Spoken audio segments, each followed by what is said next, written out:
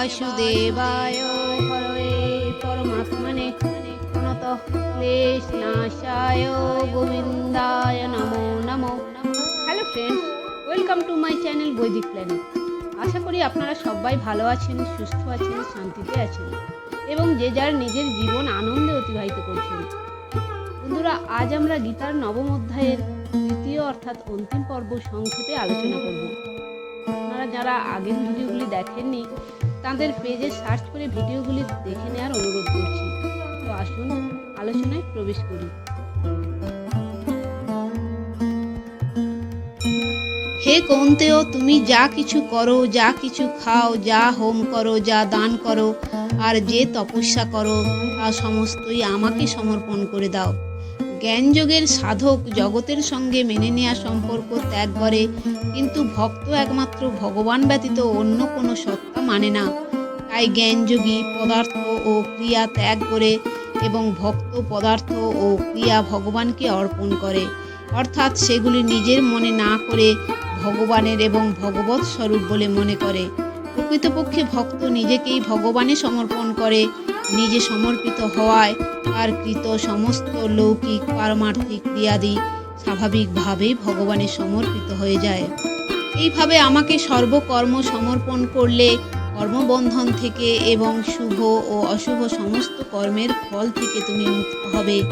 এইভাবে নিজেকে সহ সব কিছু আমাকে অর্পণ করে সমস্ত কিছু থেকে মুক্ত হয়ে তুমি আমাকেই প্রাপ্ত হবে। অর্থাৎ কর্ম ও শুভ অশুভ হয় এবং তার ফলও শুভ অশুভ হয়ে থাকে। অপরের হিতার্থে করা কর্ম শুভ এবং নিজের জন্য করা কর্ম অশুভ হয়। অনুকূল পরিস্থিতি শুভ ফল এবং প্রতিকূল পরিস্থিতি অশুভ ফল। ভগবত ভক্ত শুভ কর্মাদি ভগবানে অর্পণ করে, অশুভ কর্ম করেই না এবং শুভ অশুভ ফলে অর্থাৎ অনুকূল প্রতিকূল পরিস্থিতিতে সুখী বা দুঃখী হয় না। আর অনন্ত জন্মের সঞ্চিত শুভাশুভ কর্মভস্য সাৎ হয়।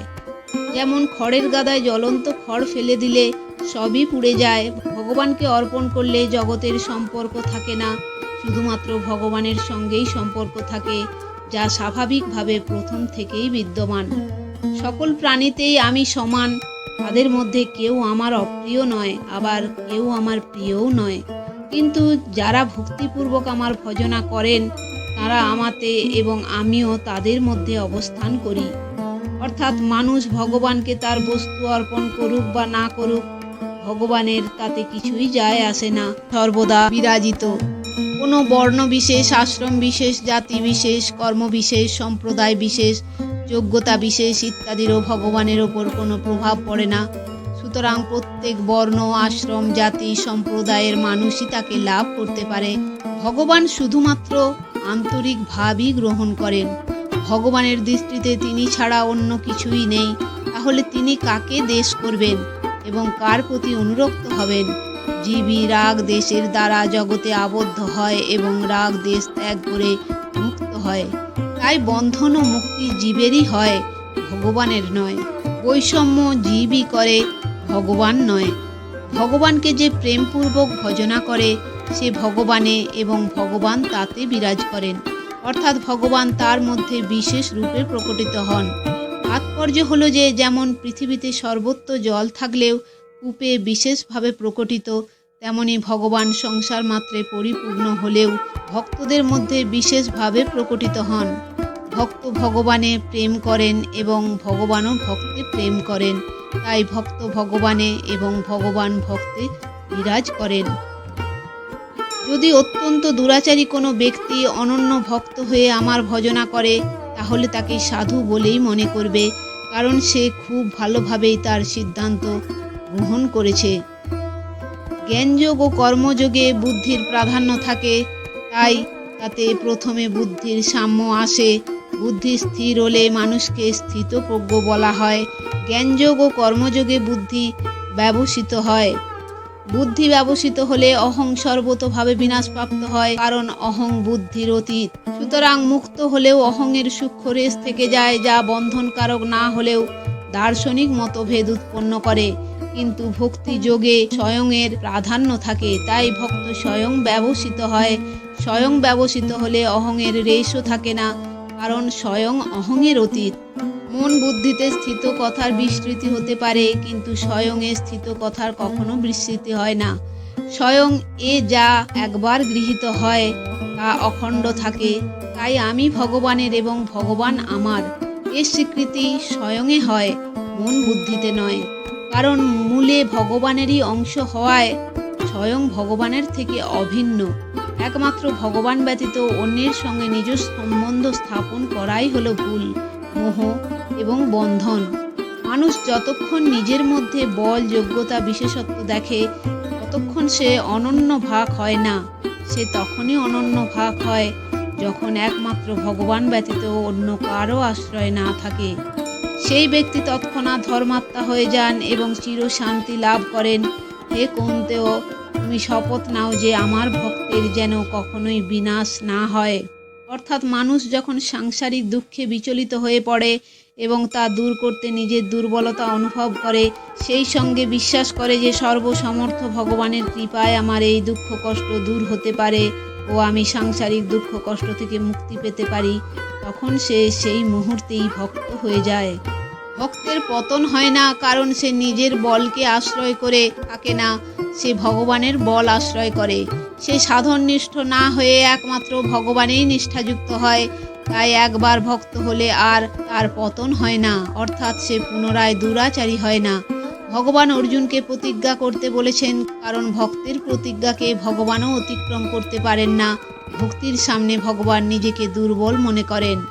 হে পৃথানন্দন, যার পাপজনী সম্ভূত অথবা স্ত্রীজাতি, বৈশ্য ও শূদ্র, তারাও সর্বতোভাবে আমার শরণ গ্রহণ করে নিঃসন্দেহে পরম গতিপ্রাপ্ত হয়। অর্থাৎ পূর্বজন্মের পাপীর চাইতে বর্তমান জন্মের পাপী বিশেষভাবে দোষী হয়। পবিত্র আচরণকারী ব্রাহ্মণ এবং ঋষিকল্প ক্ষত্রিয় ভগবানের ভক্ত হলে পরম গতিপ্রাপ্ত হবেন, তাতে আর বলার কি আছে। অতএব তুমি এই অনিত্য ও সুখ শূন্য দেহ লাভ করে আমাকে ভজনা করো। অর্থাৎ দুরাচারী, পাপজনী, নারী, বৈশ্য, শূদ্র, ব্রাহ্মণ, ক্ষত্রিয়, এই সাতটি ছাড়া আর কোনো প্রাণী নেই। তাৎপর্য হলো যে মানুষের জন্ম যেমনই হোক, যে জাতিই হোক, এবং পুনর্জন্ম বা ইহজন্মে যতই পাপ হোক, এরা সকলেই ভগবান ও তার ভক্তির অধিকারী। কারণ জীব মাত্রেই ভগবানের অংশ হওয়ায় ভগবানের দিকে অগ্রসর হওয়া স্বতন্ত্র। ভগবানের দিক থেকে কারোর জন্যই কোনো বাধা নেই। অনিত্য ও সুখরহিত এই শরীর লাভ করে, অর্থাৎ আমরা বেঁচে থাকি ও সুখ ভোগ করতে পারি, এই কামনা ত্যাগ করে ভগবত ভজন করা উচিত। কারণ জগতে সুখ নেই, শুধু সুখের ভ্রম আছে। তেমনি বাঁচার ভ্রমও থাকে, আমরা বেঁচে থাকি না, বরং প্রতিক্ষণেই মৃত্যুর দিকে অগ্রসর হচ্ছি। তুমি আমার ভক্ত হও, মদগত চিত্ত হও, আমার পূজনকারী হও এবং আমাকে নমস্কার করো।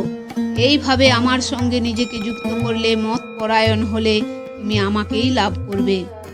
অর্থাৎ ভক্ত আমি শুধু ভগবানেরই, এইভাবে নিজের অহংভাবের পরিবর্তন করে এবং স্বয়ংয়ের সম্বন্ধ ভগবানের সঙ্গে স্থাপনা করে। তাই তাকে সংসারের সম্পর্ক ত্যাগ করতে হয় না, তা সত্যই পরিত্যাগ হয়। কারণ বর্ণ, আশ্রম, জাতি, যোগ্যতা, অধিকার, কর্ম, গুণ ইত্যাদি সব আগন্তুক, কিন্তু স্বয়ংয়ের সঙ্গে ভগবানের সম্পর্ক আগন্তুক নয়, বরং তা অনাদি, নিত্য এবং স্বয়ং সিদ্ধ। বন্ধুরা, ভিডিওটি যদি ভালো লেগে থাকে তাহলে লাইক, কমেন্ট এবং শেয়ার করে আপনার প্রিয় মানুষদেরও দেখার সুযোগ করে দেবেন। আর এই ধরনের ভিডিও দেখার জন্য চ্যানেলটি সাবস্ক্রাইব করে পাশে থাকা বেল আইকনটি প্রেস করে দেবেন পরবর্তী ভিডিও নোটিফিকেশন পাওয়ার জন্য। সবাই ভালো থাকবেন, সুস্থ থাকবেন, আনন্দে থাকবেন।